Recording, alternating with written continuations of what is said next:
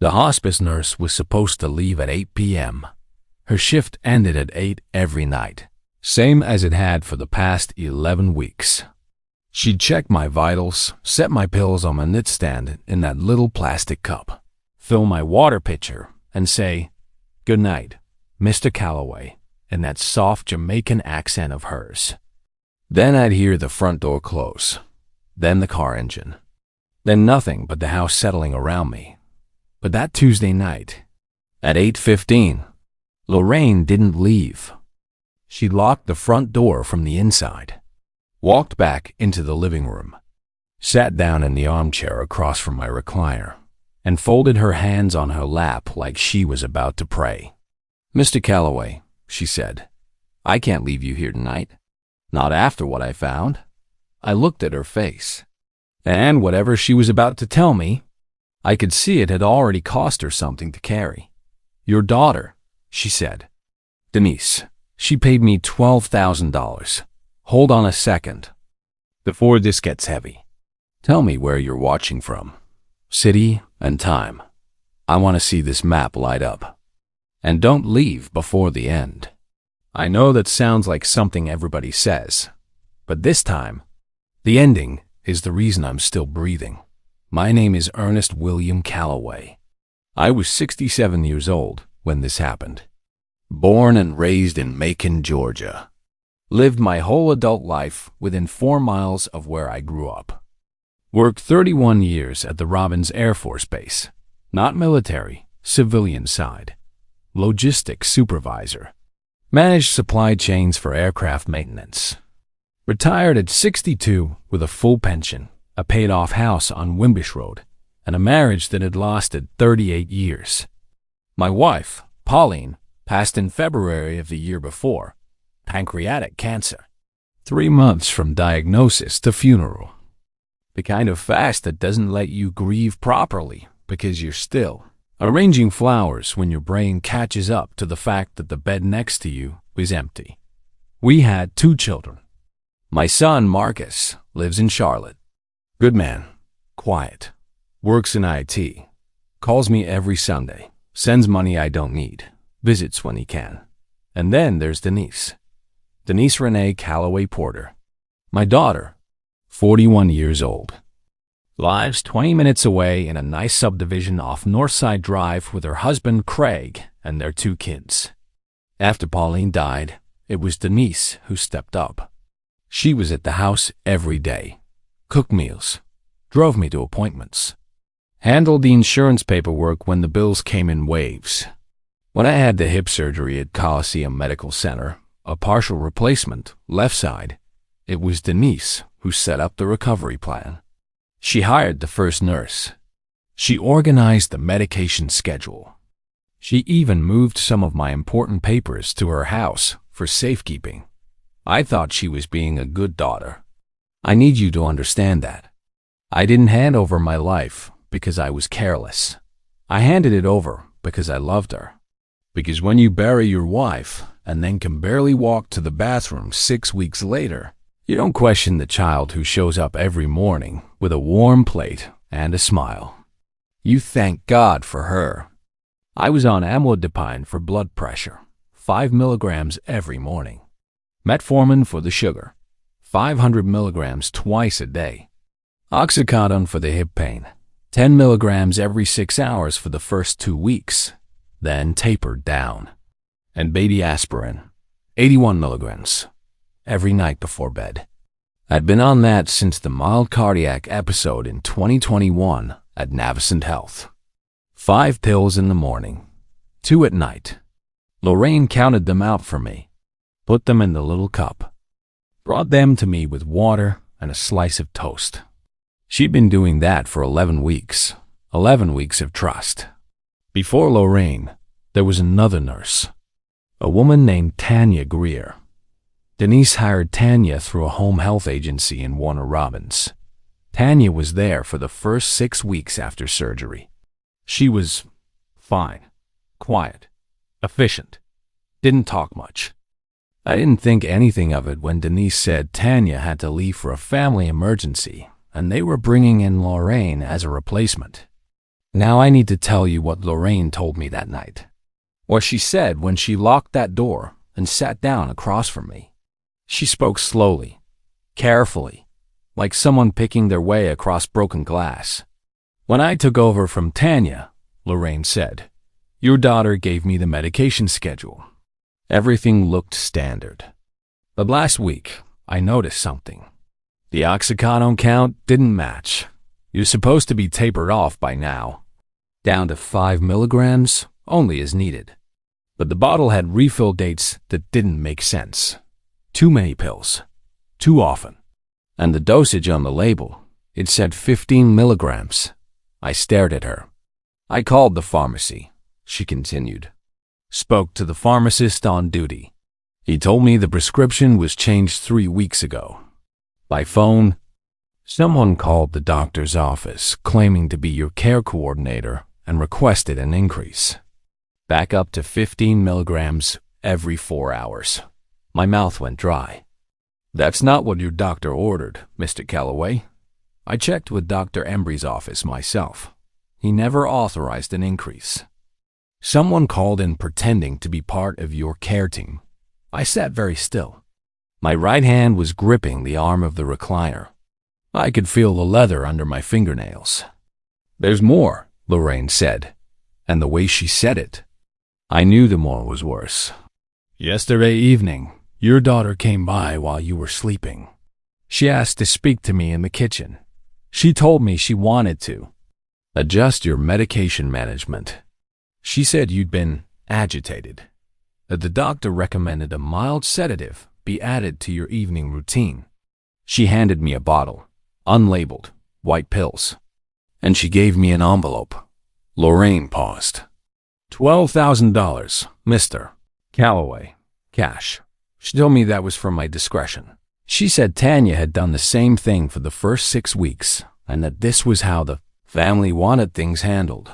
The room tilted. Not the room, the world. The world tilted.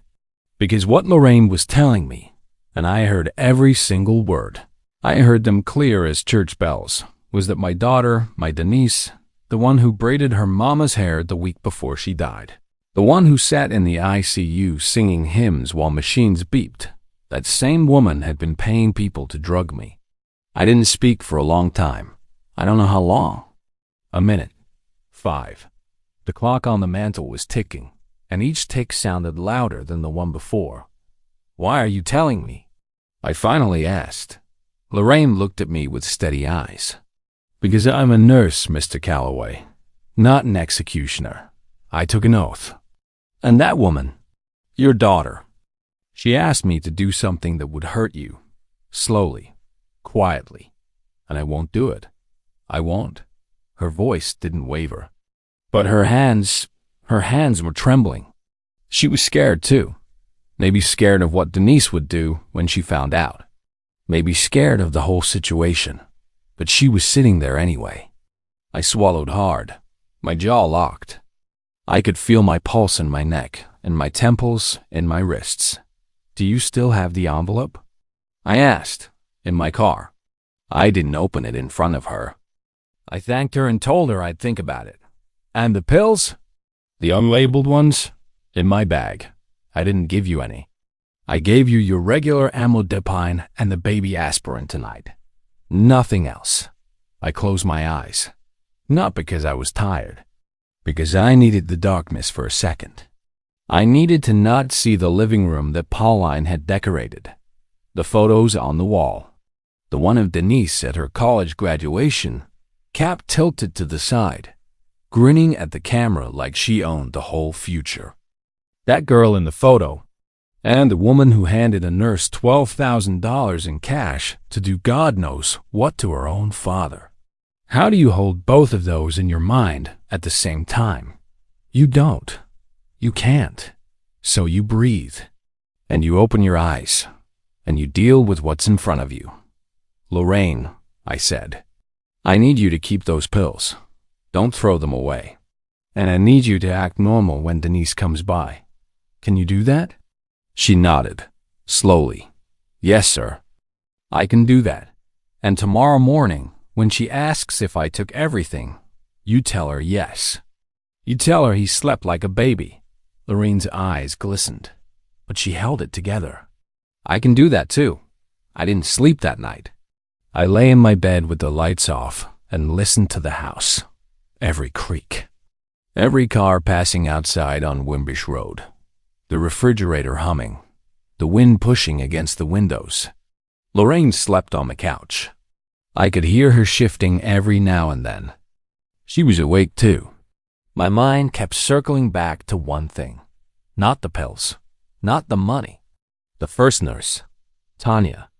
Denise said Tanya had done the same thing, which meant for 6 weeks.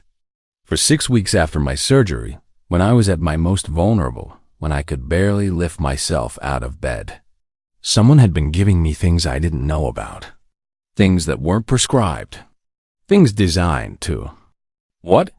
Keep me sedated? Make me weaker? Make it look like I was declining naturally? I thought about those first weeks after surgery, the fog I was in, the way I couldn't stay awake past 6 p.m., the dizziness when I stood, the time I fell in the hallway and Denise rushed over, held my arm, said, "Daddy, you're getting worse. We need to talk about your long-term care." The time she brought over a stack of papers and asked me to sign just in case. A new power of attorney, updated beneficiary forms, something about a trust. I signed them. All of them, in a haze, because I trusted her. My hands balled into fists under the blanket. Not from anger, from something deeper. Something that doesn't have a clean name. The feeling of realizing that the person who fed you soup and fluffed your pillow and called you daddy was counting your days, waiting for you to fade, helping you fade. The next morning, I had a decision to make, and I had to make it fast, because Denise was coming by at 10 a.m., same as always. She'd walk in with that big purse and that sweet smile and ask how I slept. And I had to look her in the eye and say, "Fine, baby. Slept real good." I had to become someone I'd never been. I had to pretend. Lorraine helped me out of bed at 7. She was quiet, professional. But when she handed me my pills, the real ones, the ones Dr. Embry actually prescribed, her hand touched mine. Just for a second, a small thing. But it said, "I'm here. I see you. You're not alone." I took my amlodipine, my metformin, my baby aspirin, and I left the oxycodone in the cup. "I don't need it," I said. Hips feeling better. The truth was, I needed my mind sharp. I needed every cell in my brain working. Because from that moment forward, I was living in my own house with a target on my back. And the person holding the weapon thought I was still asleep. Denise came at 10:07 a.m. I heard her key in the lock, her shoes on the hardwood, the rustle of a plastic bag. She'd brought groceries. "Morning, Daddy," she called from the kitchen. "Morning, baby." She came into the living room carrying a glass of orange juice, fresh squeezed. My favorite. She set it on the side table next to my recliner and kissed my forehead. "How do you sleep?" "Good. Real good." Lorraine took care of me. Denise glanced toward the kitchen where Lorraine was preparing my morning tray. "She's working out, okay?" "She's fine. Quiet. Does her job." Denise nodded, smiled. But there was something behind that smile. A flicker. Like someone checking a box. "Daddy, I was thinking, maybe this weekend we should go through some of Mama's jewelry. I found a few pieces I think the girls would love. And there's a ring I wanted to ask you about, the one with the emerald. Mama mentioned when she wanted me to have it. She was already sorting through the estate, while I was still breathing." "Sure," I said. "We can look this weekend." She patted my hand. "Good. I'll bring the box." I picked up the orange juice, held it, looked at it. Denise was watching. I brought it to my lips, tilted the glass, let the juice touch my mouth, then set it back down, wiped my lip with the back of my hand. "Gonna let it get cold first," I said. "You know, I like it that way." She laughed. You and your cold juice. Some things never change. She stayed for an hour, talked about the kids, talked about Craig's promotion, talked about a church event she was organizing. Normal conversation. Daughter to father. The kind we'd had 1,000 times, but every word sounded different now. Every smile had a shadow behind it. How are you feeling, Daddy? Carried a weight I couldn't unhear. When she left, I waited 3 minutes. Then I got up, slowly. My hip was stiff but bearable. I walked to the kitchen, took the glass of orange juice to the sink, and poured it down the drain. Lorraine was watching from the doorway. She didn't say a word. She didn't need to. I needed to verify. I wasn't going to append my life, what was left of it, on one person's word, even if that person was the nurse who'd refused $12,000 in cash to hurt me. I needed proof. I needed to see it with my own eyes. That afternoon, while Denise was at work and Lorraine was handling laundry, I did something I hadn't done in weeks. I called my son. Marcus answered on the second ring. Pop, everything okay? Yeah, I'm fine. Listen, I need you to do something for me. Quietly. Silence on the other end. Marcus is a careful man. When he goes quiet, it means he's listening with everything he's got. I need you to call Dr. Embry's office. Don't identify yourself as family. Just say you're calling from a home health coordination service and you want to verify the current medication orders for Ernest Calloway. Get them to read the list. Write it down. Pop, what's going on? Just do it for me, please, and call me back on my cell, not the house phone. All right. He called back 40 minutes later. Pop, I've got the list. Amlodipine 5 milligrams once daily. Metformin 500 twice daily. Aspirin 81 milligrams once at bedtime. And oxycodone 5 milligrams as needed, not to exceed 3 times daily. That's it. No changes. No increases. You sure? I had her read it twice. Pop, what's going on? Talk to me. Not yet, I said. Not on the phone. But I need one more thing. I need you to drive down here. This weekend. Don't tell Denise. Don't tell anyone. Just come. The pause was long. Heavy. I'll be there Friday night. I hung up. My hands were shaking, but my mind was clear. The pharmacy had a prescription for 15 milligrams of oxycodone every 4 hours in my name. Dr. Embry's office had no record of authorizing it. Someone had called in pretending to be my care team, and my daughter had handed my nurse $12,000 to make sure I took pills that weren't mine. It was real. All of it. Now I was in the worst position a man can be in. I knew the truth, but the person who was the danger didn't know I knew, and I had to keep it that way. That night, Denise called at 7 p.m. Just checking on you, Daddy. I'm fine, baby. Watching the Braves. Did you eat the casserole I left? Every bite. I hadn't touched it. I'd scraped it into a plastic container and hidden it in the back of the refrigerator behind a carton of buttermilk. I didn't know if there was anything in it. Probably not. But I didn't know any more what probably meant when it came to my daughter. Lorraine made me scrambled eggs and toast. Simple. Safe. She made it in front of me, start to finish. I watched every step. Not because I doubted her. Because I was learning a new way to live. A way where you watch everything, trust nothing that comes from the wrong hands, and count every pill yourself. Do you know what it costs to sit in your own kitchen and be afraid of the food your child left for you? It costs something you can't get back. A kind of innocence about family, about love, about what taking care means. I'd spent 67 years believing that the people who loved me would never hurt me. That belief was gone now, replaced by alertness that exhausted me, a watchfulness that never turned off. The next 2 days were a performance. The longest, most draining performance of my life. Denise came by Wednesday morning. Same routine. Groceries. Juice. Kiss on the forehead. Questions about how I slept, how I felt, what the pain level was. "You seem a little more alert, Daddy," she said. And I caught it, a frown. Quick, almost invisible. She didn't want me alert. "Must be the weather," I said. "Cool front came through." She nodded. But she looked at Lorraine. Just a glance. A check-in. "Are you doing what I asked?" Lorraine didn't miss a beat.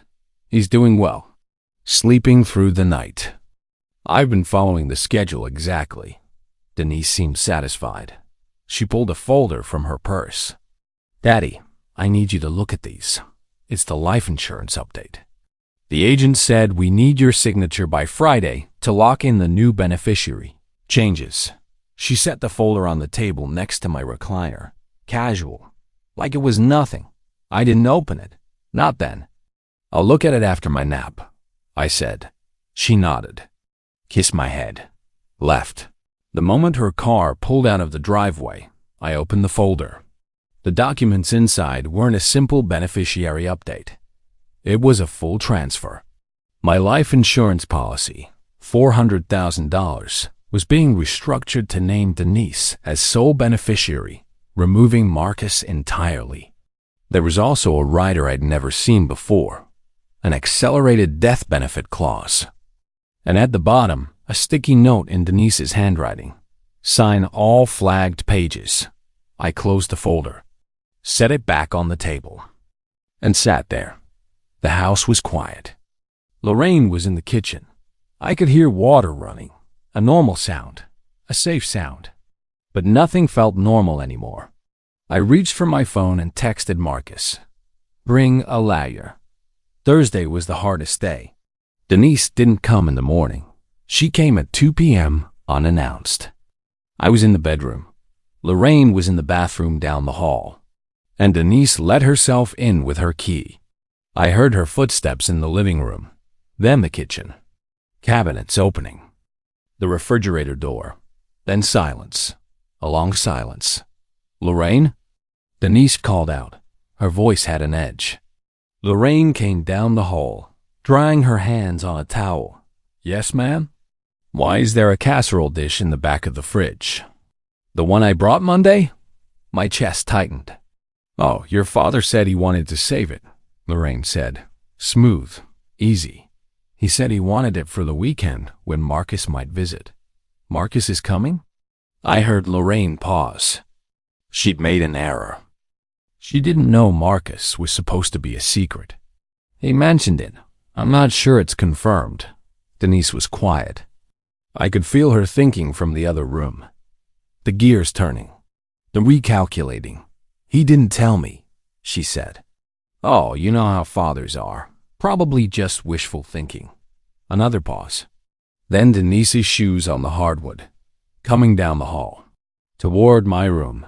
I closed my eyes, steadied my breathing, let my body go heavy in the bed.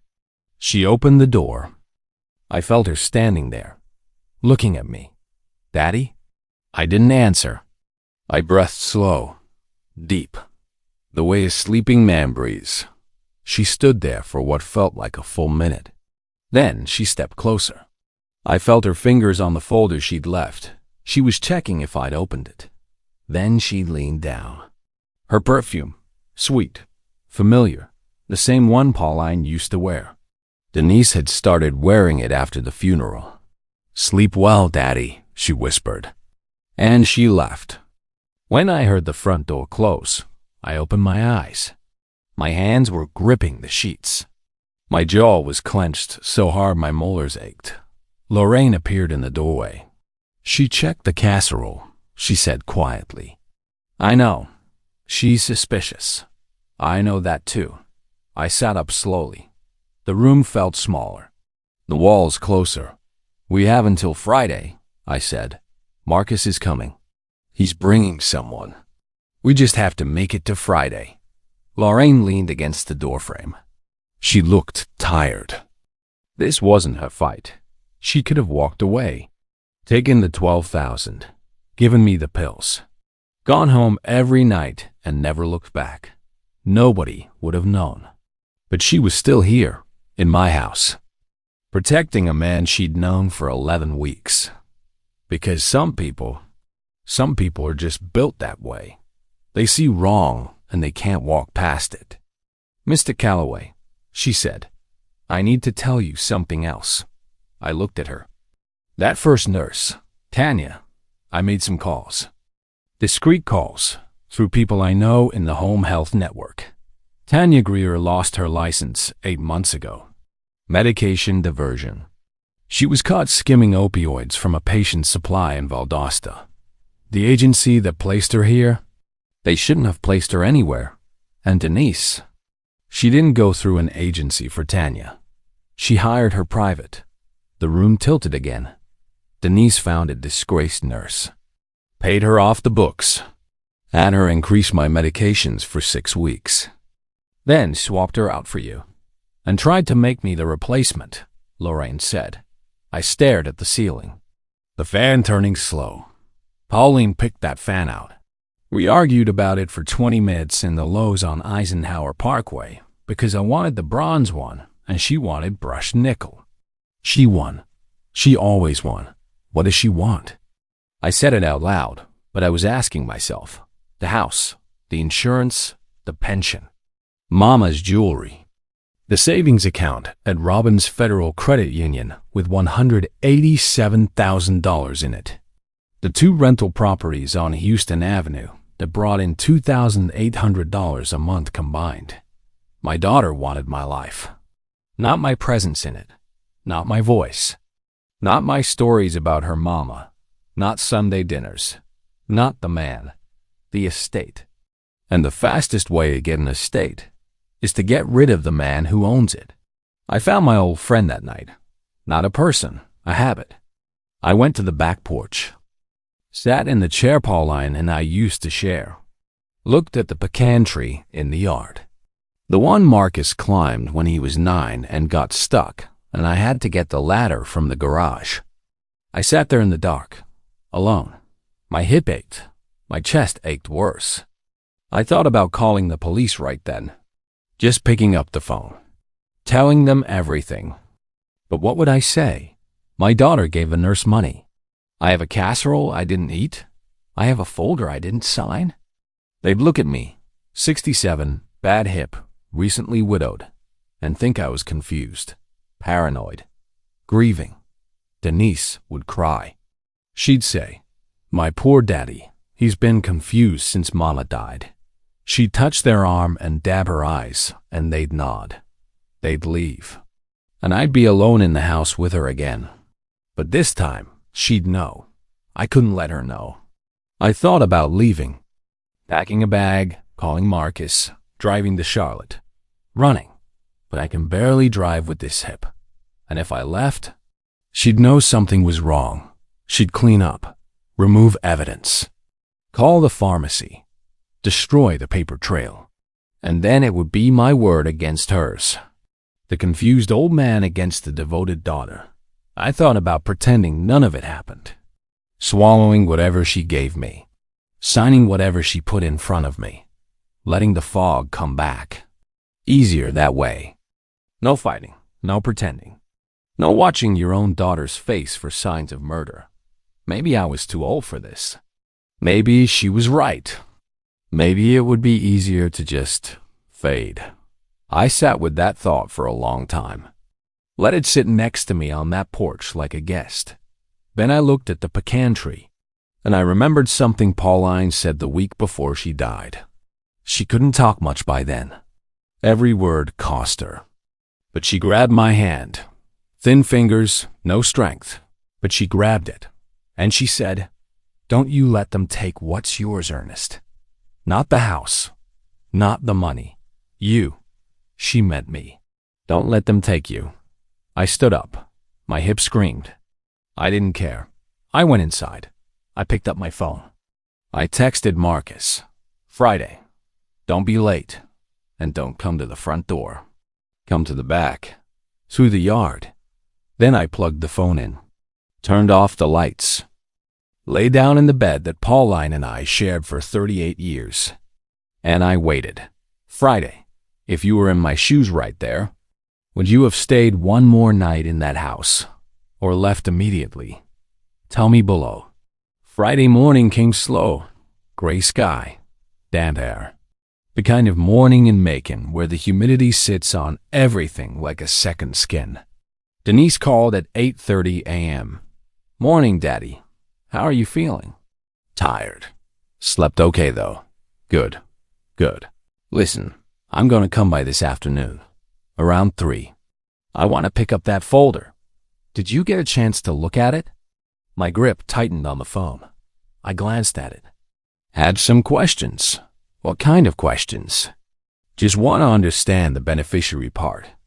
Can we go over it when you come? Silence. 3 seconds. 4. Of course, Daddy. We'll go through it together.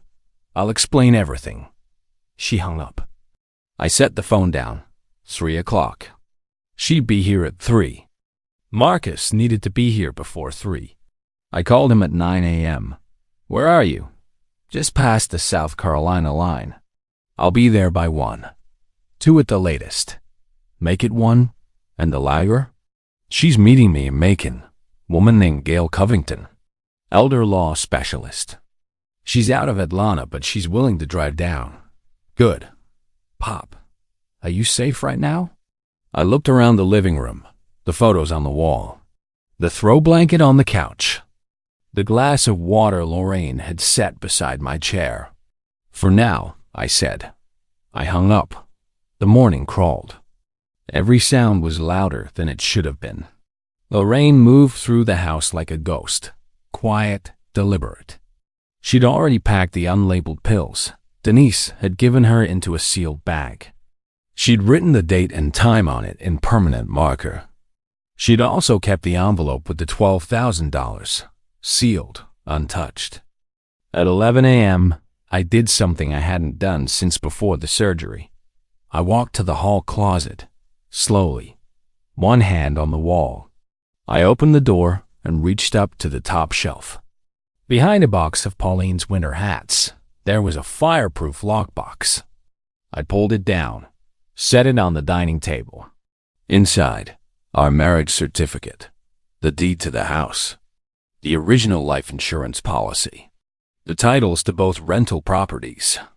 My will, the real one, drafted in 2018 by attorney Preston Welch in downtown Macon, witnessed and notarized. The one that split everything evenly between Marcus and Denise. I laid each document on the table, looked at them. These were the bones of my life. Everything I'd built in 67 years, reduced to paper and signatures. And my daughter wanted to rewrite all of it while I was too drugged to know the difference. Lorraine came into the dining room, saw the documents spread out, saw my face. I need to photograph all of these, I said.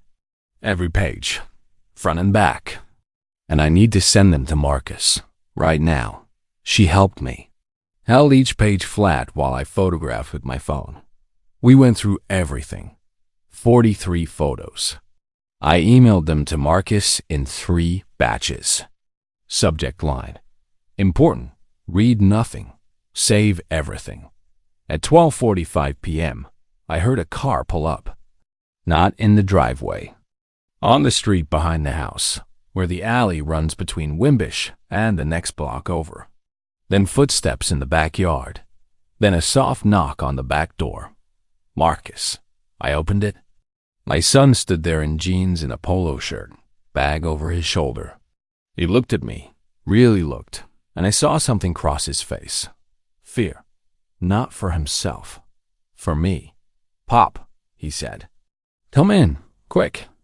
Behind him was a woman, mid-50s, gray blazer, leather briefcase, glasses on a chain around her neck. She extended her hand. Mr. Calloway, I'm Gail Covington. Marcus told me the situation. How much did he tell you? Enough to make me cancel 2 appointments and drive 90 miles on a Friday morning. We sat at the dining table. The documents were still spread out. I told Gail everything. From the beginning. Tanya, the medications, Loren's refusal, the $12,000, the unlabeled pills, the insurance folder, the beneficiary changes, the fraudulent prescription call. Gail listened without interrupting. When I finished, she took off her glasses and set them on the table. Mr. Calloway, what you're describing is elder abuse, financial exploitation, potentially attempted assault with a controlled substance. And if the oxycodone increase was administered without your knowledge or consent during those first 6 weeks, that could rise to poisoning. The word sat in the room like a stone dropped in water. Poisoning, my daughter. Marcus was standing by the window, his back to us, his shoulders rigid. I could see his reflection in the glass, his jaw working, his eyes wet. What do we do? I asked. Gail opened her briefcase. First, we preserve evidence. The pills Lorraine has, the envelope with the cash, the insurance documents your daughter presented, the pharmacy records, the call logs from the doctor's office. I'll need Lorraine to provide a written statement, signed and dated. She looked at Lorraine, who nodded.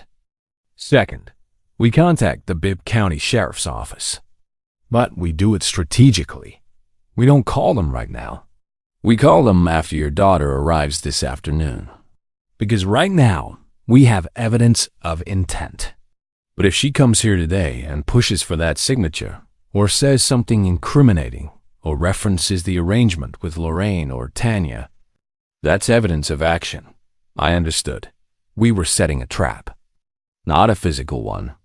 A legal one. A trap made of patience and truth and the arrogance of someone who thought I was too old to fight back. You want me to let her come, I said.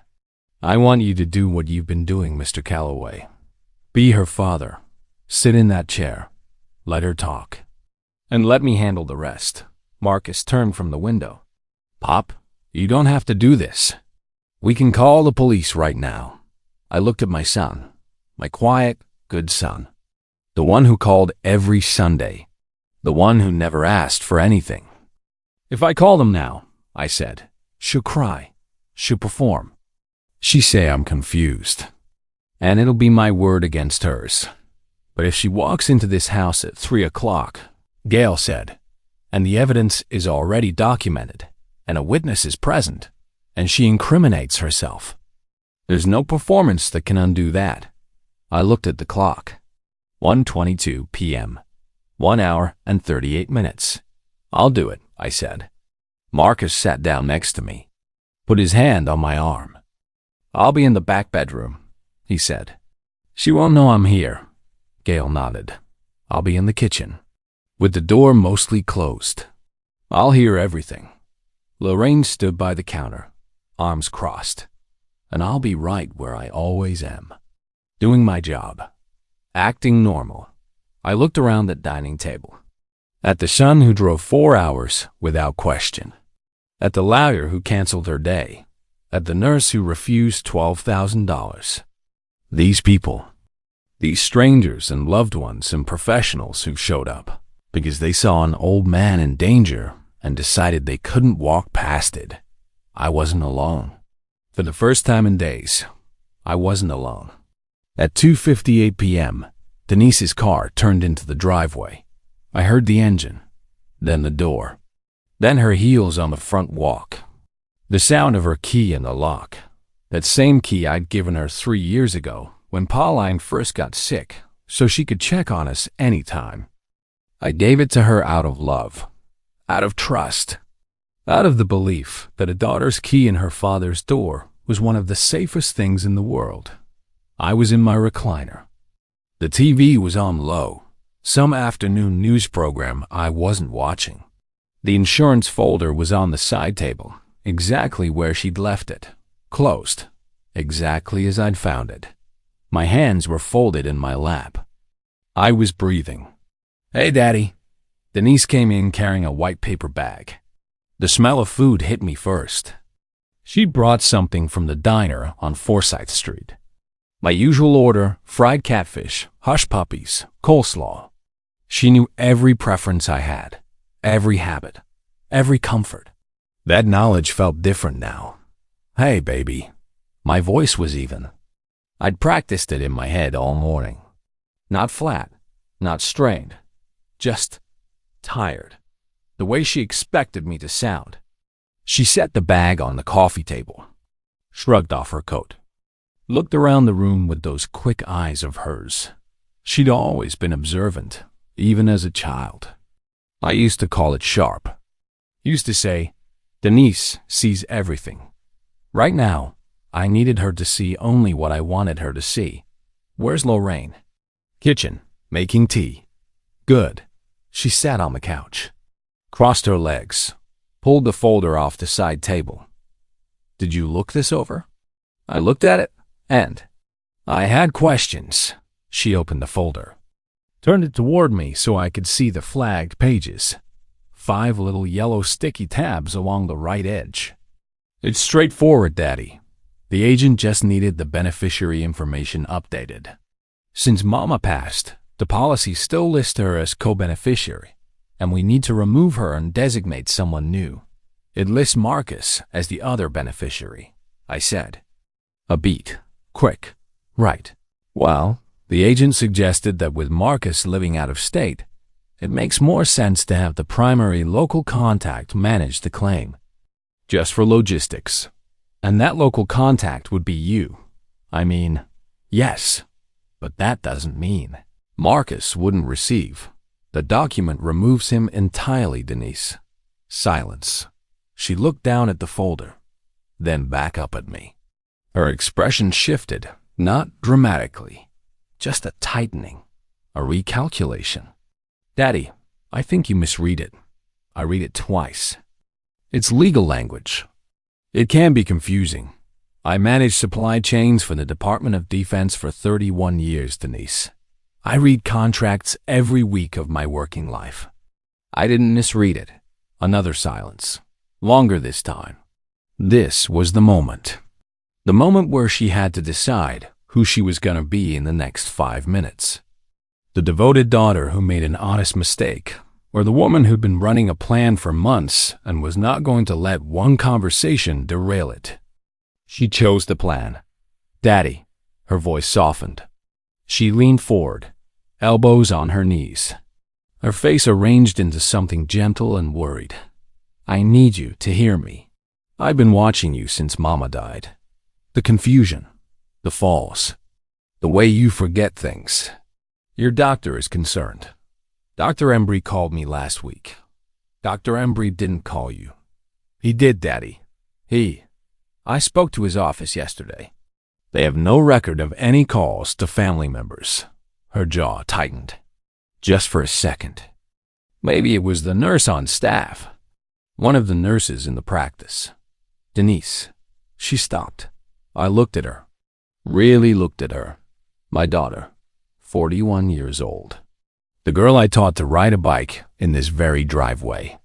The girl who cried at her prom because her date stood her up, and I held her on this couch for an hour telling her she was worth more than any boy who couldn't see it. How much did you pay Tanya Greer? I said. The room went very still. Denise's face didn't collapse. I want to be honest about that. She was too controlled for that. But something behind her eyes shifted, moved, like furniture being rearranged in a hurry. I don't know what your... Tanya Greer. The nurse you hired private, off the books. Before you brought Lorraine in, how much did you pay her? Daddy, you're confused. Tanya was from the agency. Tanya lost her license 8 months ago. The agency you named never placed her here. You hired her yourself. And you asked her to manage my medication outside of what Dr. Embry prescribed. Denise stood up. She stood up fast. The folder fell to the floor, and she didn't look at it. Who told you that? Was it Lorraine? Did that woman? Lorraine did her job, I said. She refused to do yours. My job? Her voice cracked. And underneath the crack, for just a moment, I heard it. Not remorse. Anger. Real anger. the anger of someone whose plan was collapsing. My job has been keeping you alive since Mama died. Do you know how many nights I drove over here at midnight because you hadn't answered the phone? Do you know what it costs, financially, emotionally, to manage someone who can barely what? She stopped herself. Who can barely what, Denise? Finish it. She pressed her lips together. Her eyes glistened. But the tears that came weren't grief. They were tactical. I'd watched my daughter navigate conflict her entire life. I knew the difference between her real cry and her useful one. I love you, Daddy. I know you do, I said. In whatever way you know how. I believe that. Then sign the papers.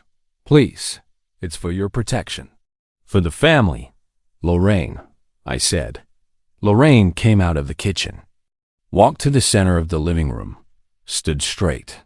Lorraine, I said, can you tell my daughter what you told me Tuesday night? Lorraine looked at Denise. Calm, professional. The woman who'd refused $12,000 in cash and slept on a stranger's couch for 3 nights to make sure he was safe. Mrs. Porter, she said, on Tuesday evening, you offered me an envelope containing $12,000 in cash and asked me to administer an unlabeled medication to your father without his knowledge or consent.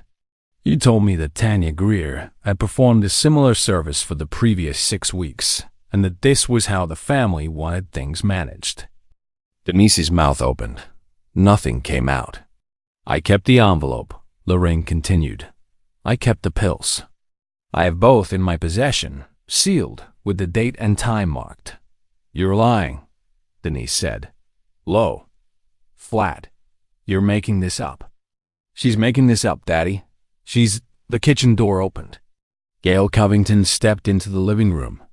Blazer. Briefcase. Reading glasses on that chain around her neck. She crossed her arms and stood just inside the doorway. Denise stared at her. Who is that? My name is Gail Covington. I'm an attorney specializing in elder law. I've been retained by your father. The color in Denise's face shifted, not gone entirely. But the blood moved, rearranged itself. She looked at me, and in that moment, for the first time in this whole ordeal, I saw her understand. Fully. Not that I'd found out. She'd half suspected that. But that I'd prepared. That I'd planned. That the old man in the recliner with the bad hip had been 3 steps ahead of her. Daddy. Her voice was different now, smaller. The Bibb County Sheriff's Office has been contacted, Gail said. 2 investigators are on their way. They'll want to speak with everyone present, including you, Mrs. Porter. I would strongly advise you to contact your own attorney before they arrive. Denise turned to me. Her eyes were wet now. For real this time, I think. Or as real as it could be under the circumstances. Daddy, please, please, you don't understand. Craig and I were in trouble. Financially, the business. I didn't mean for it to go this far. I just needed time. I thought if the estate could be restructured before I died. She flinched. Before things got complicated. She was grasping now, reaching for a version of the story that made her salvageable. I never wanted to hurt you. I was trying to protect what Mama built, what you built. I was trying to make sure it stayed in the family. I looked at my daughter for a long time. At the face I'd known since the day she was born. The face that looked like Pauline's around the eyes, the cheekbones. The way she held her chin when she was trying not to cry. I wasn't angry. That surprised me. I was tired. And sad. And something else I didn't have a name for yet. A grief that wasn't finished being born. You counted my pills, I said quietly. You counted my money. You counted my days. But you forgot to count on me. She pressed her hand to her mouth. The back bedroom door opened. Marcus walked into the living room. When Denise saw her brother, something broke in her. Not performed, not tactical. Something real. She took 1 step toward him. I don't know what she was reaching for. some last version of the family that could still hold itself together, and he stopped her with a look. Not angry, heartbroken. The look of a man who has just learned something about his sister that can never be unlearned. "Marcus," she started. "Don't," he said. Just the one word. Quiet. Done. She sat back down on the couch, put her face in her hands. At 3:41 p.m., 2 investigators from the Bibb County Sheriff's Office knocked on the front door of my house on Wimbish Road. I opened it myself, standing on my own feet, without help. "Mr. Calloway?" The first one said. "That's me," I said. "Are you all right, sir?" I thought about the question, about everything it contained, about the 11 weeks of pills and casseroles and orange juice and insurance folders and unlabeled white tablets and $12,000 in a sealed envelope, about Tanya Greer and her revoked license and the 6 weeks of fog I still couldn't fully account for, about the folder still on my floor with its 5 yellow sticky tabs, about Pauline in that hospital bed saying, "Don't let them take you." "I am now," I said. "Come on in." The investigators were thorough. They were in my house for 2.5 hours.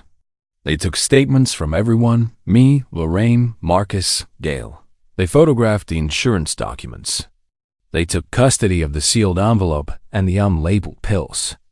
They collected the oxycodone bottle with the fraudulent prescription label. They requested records from the pharmacy on Zebulon Road and from Dr. Embry's office. They spoke to Denise last. She'd called Craig during the wait, and Craig had called a lawyer, and the lawyer arrived at 4:30, a young man in a gray suit who looked overwhelmed. Denise said very little after that. She sat on the couch with her hands in her lap, the lawyer beside her, and answered questions in short sentences. Before they took her statement, she looked at me one more time. I don't know what she was looking for. Forgiveness, maybe. A sign that the damage could still be undone. Some signal from her father that said this was fixable, that family was stronger than what she'd done, that love had a ceiling high enough to cover even this. I didn't give her a sign. I couldn't.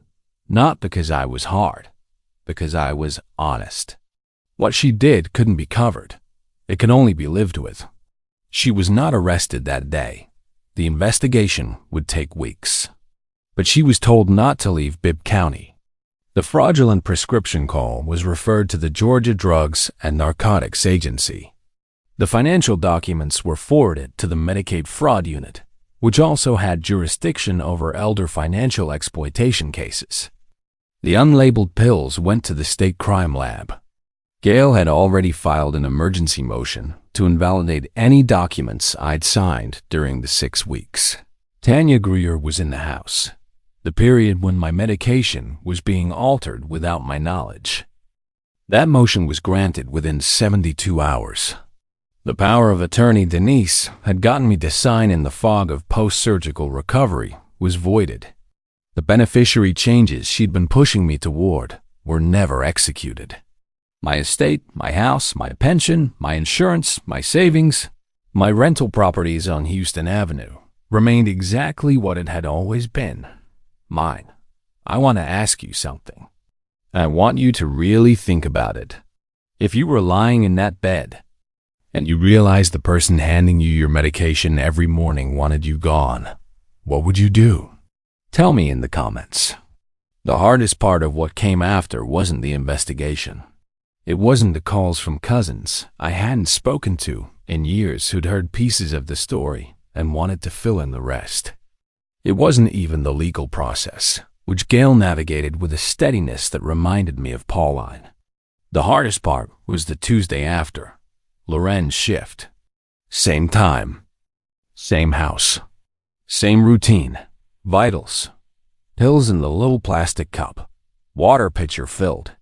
But this time, when 8 o'clock came, she didn't get up to leave. She sat down across from me.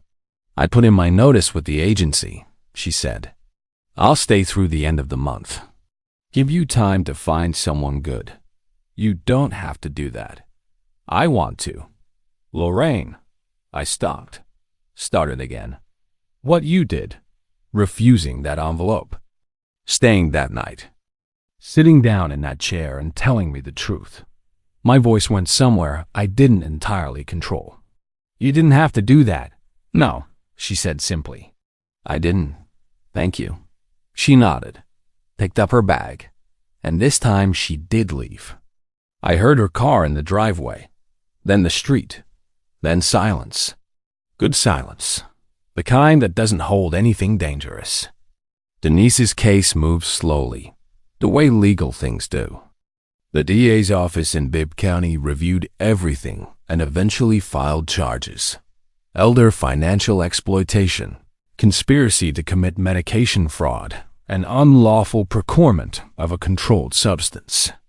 The case against Tanya Greer was referred to the Lowndes County DA since the license issue had originated there. Craig filed for divorce 3 weeks after the investigation began. I don't know if that was conscience or calculation. Probably some of both. Marcus called me every day now. Not just Sundays. I want to be honest about what happened inside me during that time. Because the story isn't only about the danger. The story is also about what the danger leaves behind. I grieved Denise the way you grieve someone who is still alive, which is its own particular kind of pain. She was 41 years old, and she was going to face consequences that would reshape her life. Her children, my grandchildren, 2 girls, 7 and 9, were going to grow up inside that wreckage. That grief sat in me like a stone in a shoe. Always there. Pressing. Unavoidable. I couldn't be angry the way people expected me to be. Couldn't hate her the way the situation seemed to call for. Because underneath all of it, she was still the girl who cried on this couch because a boy didn't show up to prom. She was still mine. Even now. Even after everything. The hardest part wasn't surviving. The hardest part was mourning someone who was still alive. I had the locks changed on the house. All of them. Front door, back door, side gate. Gail helped me update my estate documents. A new will, properly witnessed. Signed by me in full health with full knowledge of every word on every page. New power of attorney. Designated to Marcus with specific limitations and oversight provisions. The beneficiary on my life insurance was updated. Half to Marcus. Half to a scholarship fund in Pauline's name at the church we'd attended for 30 years. I found a new home health aide through a proper agency this time. A man named Douglas. Our ETI Army medic. Quiet and steady and competent. He came 3 mornings a week. He wasn't Lorraine, but nobody was going to be Lorraine. I went back to Dr. Embry for a full panel. Blood work. Full toxicology. I needed to know what had been in my system during those 6 weeks. The results showed residual levels of a benzodiazepine, a sedative that had not been prescribed. Traces only by then.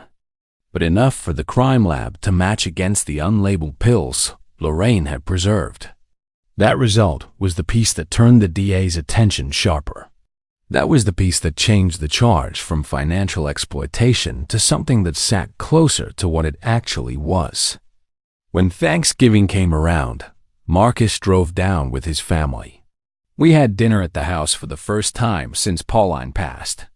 His wife, Renata, brought sweet potato casserole and a peach cobbler. His kids ran through the backyard and climbed a pecan tree, the same one Marcus got stuck in 40 years ago. I sat on the back porch and watched them. The evening was cool. Smelled like wood smoke from somewhere down the block. The sky went from blue to purple to a dark that felt clean. My neighbor, Howard, from 2 houses down, came over with a slice of his wife's pound cake wrapped in foil.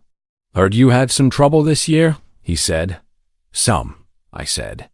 "You all right?" "Getting there." He nodded. Set the cake on the porch rail. "Well, glad you're still here, Ernest." "Me too," I said. "Me too." The church came around too. My pastor, Reverend Aldridge, visited in December, sat with me for 2 hours.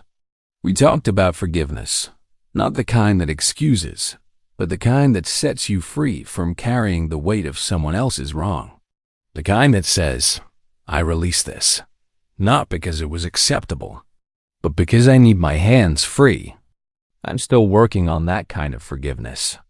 I'm not going to pretend I've arrived, but I'm working on it. One day at a time, the way you work on anything that matters. By the time February rolled around, a year after Pauline passed, I did something I hadn't done since the surgery. I drove myself, not far, just to the Robbins Federal Credit Union on Riverside Drive to check on my accounts.